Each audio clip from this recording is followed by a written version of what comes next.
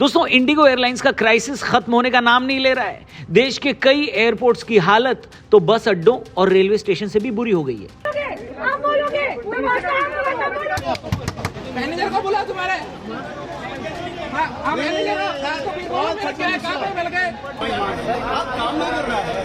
बात को बता रहे हैं, काम करो। 3 से 6 दिसंबर तक 1000 से ज्यादा उड़ानें रद्द हो गई हैं, ऐसी रिपोर्ट्स बता रही हैं। ताजा आंकड़ा 2000 से ऊपर जा चुका है। दिल्ली, मुंबई, बेंगलुरु जैसे बड़े एयरपोर्ट्स पर हजारों यात्री फंसे हुए हैं। लंबी लंबी लाइनें, गुस्से में तोड़फोड़ के सीन्स अब बहुत कॉमन हो चुके हैं। आपको हमारे कल के वीडियो में हमने बताया था कि कैसे नए FDTL रूल्स, स्टाफ की कमी और कंपनी की लिमिटेड क्रू वाली स्ट्रैटेजी ने पूरी इंडस्ट्री का बंटाधार कर दिया है। DGCA इसकी जांच कर रही है, लेकिन जांच का क्या है? हमारे देश के हर ऑफिस में कोई ना कोई जांच तो चल ही रही है। कई बार तो जांच पर भी जांच चलने लगती है कि आखिर ये जांच कब तक चलेगी, है कि नहीं? वैसे इस क्राइसिस में फंसे हुए यात्री होटल, खाना, रिफंड सबके लिए तरस रहे हैं और इससे कई सवाल भी खड़े होते हैं। लेकिन हमारे सवालों से पहले उन बेसिक सवालों पर आते हैं जहां पर हमें ये पता चलेगा कि इंडिगो आखिर कैसे इस तरह की क्राइसिस में आई। देखिए, सीधा हिसाब है। सरकार ने क्या बोला? पायलट्स को अधिक आराम की आवश्यकता है। अब उन्हें 36 घंटे की बजाय 48 घंटे की आराम की जरूरत है। तो इसका सीधा सा मतलब है कि उस पायलट द्वारा उड़ाने के लिए अवेलेबल आवर्स कम हो जाएंगे। जाहिर सी बात है, इसकी वजह से फ्लाइट्स भी कम होंगी, उड़ानें भी कम होंगी। अब अगर आप पायलट्स को बढ़ाते हैं, तभी सभी विमानों को ऑपरेट करने के लिए वो रिसोर्सेज अवेलेबल रहेंगे। उनके न होने से फ्लाइट्स की संख्या कम हो जाती है। यही इंडिगो के साथ हो रहा है, सिंपल। अब सवाल ये है कि केवल इंडिगो के साथ ही क्यों हो रहा है? बाकी फ्लाइट्स के साथ, कंपनियों के साथ, एयरलाइंस के साथ क्यों नहीं हो रहा है? फॉर एग्जाम्पल एयर इंडिया, उनमें पायलट्स की कमी क्यों नहीं हुई? तो इस सवाल का जवाब एकदम सिंपल है। उनके कई सारे विमान पहले से ही ग्राउंडेड हैं और उन विमानों की जो पायलट्स हैं वो फ्री हैं, इसलिए इनके पास पायलट्स की कमी बिल्कुल भी नहीं है। वो उनकी देखभाल कर सकते हैं, इसलिए उनको कोई इशू नहीं हो रहा है। अब कोई भी लॉजिकल बंदा इस पे यही कहेगा कि अगर एयर इंडिया के पास पायलट ज्यादा हैं या एक्स्ट्रा हैं तो उनको ही बोल दो कि इंडिगो की फ्लाइट्स उड़ा लें, है कि नहीं? लेकिन ये इतना आसान नहीं है दोस्तों कि एक एयरलाइन दूसरी एयरलाइन से फटाफट से पोचिंग कर ले। हैं 2 एयरलाइंस के बीच पायलट का जो ट्रांसफर है इंडिया में वो काफी कॉम्प्लेक्स है। अगर आप एक सीनियर पायलट हैं भारत में तो 12 महीने का कंपलसरी नोटिस देना जरूरी है। वहीं अगर आप एक को पायलट हैं तो नोटिस की टाइमिंग 6 महीने की है। ऐसे में ऐसी इमरजेंसी को सॉर्ट करना इतना आसान नहीं है कि यहाँ का पायलट वहां जाएगा और यहाँ का पायलट वहां का प्लेन उड़ा देगा। ऐसा बिल्कुल नहीं हो सकता है। लो, पर आम जनता यह भी जानना चाहती है कि आखिर ये क्राइसिस अचानक से इतनी कैसे बड़ी हो गई? तो भैया, ये सब अचानक से नहीं हुआ है। सरकार ने ये नोटिस 2024 में ही जारी कर दी थी, पर सच्चाई ये है कि एयरलाइंस की ओर से एकदम बेहद लापरवाह रवैया था, जो कह रहे थे कि हम देख लेंगे, हो जाएगा। अब उनसे न देखा जा रहा है, न हो रहा है। जब पायलट्स की रेस्ट आवर्स को 36 घंटे से 48 घंटे तक बढ़ा दिया गया तो अवेलेबल आवर्स में लगभग 20 से 25% पायलट्स की कमी आ गई। अब अगर आप इससे डील करने के लिए इनफ स्टाफ नहीं रखते हैं तो इसका हर्जाना तो फ्लाइट्स को रद्द करके ही उठाना पड़ेगा ना। इंडिगो वाले रोजाना लगभग 2200 उड़ानें भरते हैं। उनकी 20-25% कम होने का मतलब है कि 500 से 550, मतलब है कि हर दिन इतनी उड़ानें कम हो रही हैं, यानी कैंसिल हो रही हैं। पर सवाल ये कि अब इसके बाद क्या?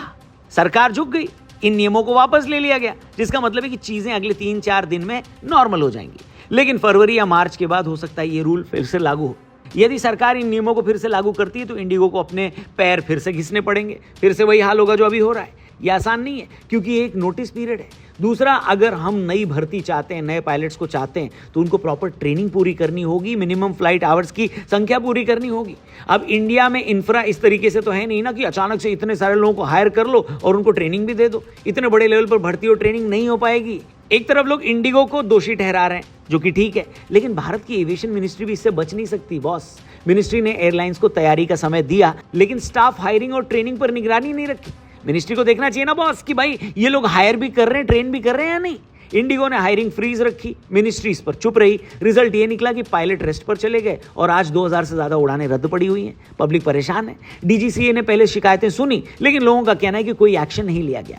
इसके साथ ही ये भी ध्यान देने वाली बात है दोस्तों कि भारत की एविएशन इंडस्ट्री में क्राइसिस के बाद से ही रिफंड की बात होती है और कुछ जगहों पर वो भी नहीं होता है, जबकि बाकी देशों में ये पहले से ही लॉ है और उस हिसाब से सारी व्यवस्थाएं हैं। अब जरा इंडियन एविएशन की बात करते थोड़ी डिटेल में। जाहिर सी बात है, एक बड़ा बाजार है।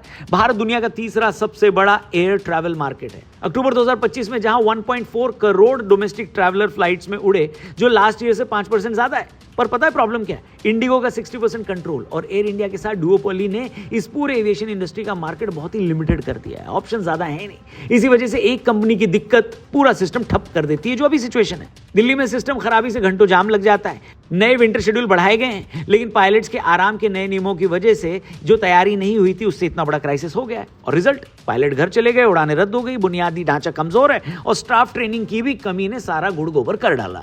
पर दोस्तों, अगर आप कंज्यूमर के हिसाब से, कस्टमर के हिसाब से देखें तो कितनी बड़ी आयरनी है। यात्री टिकट का पैसा देता है, लेकिन सर्विस के नाम पर घंटा कुछ नहीं मिलता। काउंटर पर घंटों वेट करना पड़ता है। वेटिंग टाइम बिना किसी कारण के 2 से 3 घंटों का हो जाता है। सामान जमा न करना, होटल न देना, रिफंड में हफ्ते लगा देना, ये सब एविएशन इंडस्ट्री का एक सच है। इंडिगो के सीईओ ने सोशल मीडिया पर माफी तो मांगी, लेकिन माफी से क्या इतना बड़ा क्राइसिस संभल जाएगा? क्योंकि दोषी तो इंडिगो भी है। सरकार ने आदेश दिया है कि रिफंड 7 दिन में हो, होटल भी दिया जाए, खाना भी दिया जाए, लेकिन अमल करने में इतनी ढिलाई हो रही है कि लोगों को इसका नुकसान हो रहा है। सोचिए कि अक्टूबर से शिकायतें आ रही हैं, फिर भी कोई बड़ा कदम नहीं लिया गया। अब हजारों में बुक किया गया टिकट लाखों का हो गया है। अब ये किसकी गलती है? इसकी जिम्मेदारी कौन लेगा? हेलो, बोलो बोलो, टेल। अब इसी की तुलना अगर आप यूरोप से करके देखें तो रायन एयर और ईजीजेट जैसी सस्ती एयरलाइंस वहां पर भी हैं। वहां 90% से ज्यादा उड़ानें टाइम पर चलती हैं। EU के EASA जैसे सख्त नियम है। देरी हो तो मुआवजा जरूरी है। जैसे उनकी EC261 फ्लाइट में 20,000 तक मुआवजा है। स्टाफ वो हमेशा एक्स्ट्रा रखते हैं, ट्रेनिंग भी बेस्ट क्वालिटी की उनको मिलती है।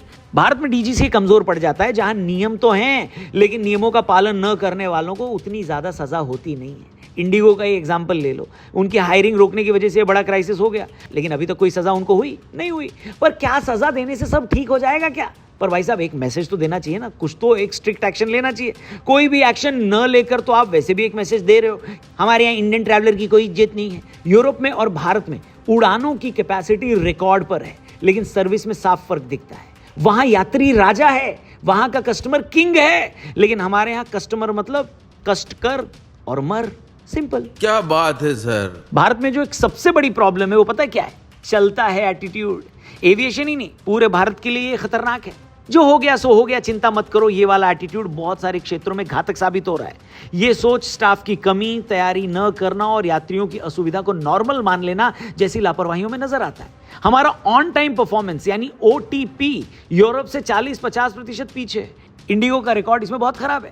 नवंबर 2025 में हमारा ऑन टाइम परफॉर्मेंस 67.7% था, जो कि अक्टूबर में 84.1% से नीचे गिरा था। दिसंबर 4 को तो ये सिर्फ 8.5% हो गया, जो कि इतना खराब है। दूसरी तरफ बाकी एयरलाइंस का भी औसत कोई इतना एक्साइटिंग नहीं है। हमाम में सारे ही नंगे हैं दोस्तों। यूरोप में रायन एयर और ईजीजेट का जो OTP है वो 90% प्लस है। भारत में एयर इंडिया UK उड़ानों पर एवरेज 45 मिनट देरी से चलती है, जिसका असर ये हुआ कि 3 से 5 दिसंबर के बीच 1200 से ज्यादा कैंसिलेशन की वजह से लाखों यात्री फंस गए। भारत का सर्विस सेक्टर GDP का 55% है, जहां बैंकिंग, IT, टूरिज्म जुड़े हुए हैं, लेकिन क्वालिटी माफ करिए कई जगह कतई घटिया है।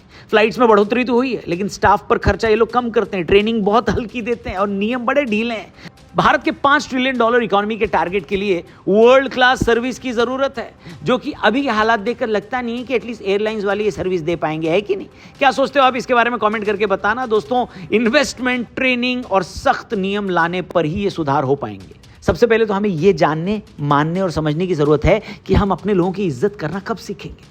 कोई भी कॉर्पोरेट कंपनी अपने ही कस्टमर्स की वैल्यू नहीं करे। यहाँ पे इतनी बड़ी बड़ी कंपनियां हैं, लेकिन ये अपने कस्टमर्स की वैल्यू नहीं करती। उनको सिर्फ उनके पैसे की वैल्यू है, सिर्फ पैसे की ही पड़ी हुई है। कोई भी सब्सक्रिप्शन लेने के बाद ड्यू डेट आने पर आपको और हमको दिन में 10 बार फोन आएगा कि भैया पैसा भर दो, पैसा भर दो, पैसा भर दो, आपका ड्यू डेट आ गया, ड्यू डेट आ गया।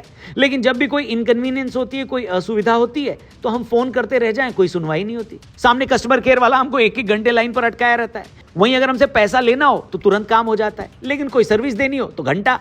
क्योंकि हमारे यहाँ ऑलमोस्ट सभी कंपनियों को पता है कि हमारे यहाँ लोग 2 दिन बात करेंगे और भूल जाएंगे। आप कमेंट करके बताओ कि एयरपोर्ट पर इतनी बड़ी क्राइसिस है, इतनी भसड़ मची हुई है, इतना बवाल मचा हुआ है, ये भी लोग क्या भूल जाएंगे?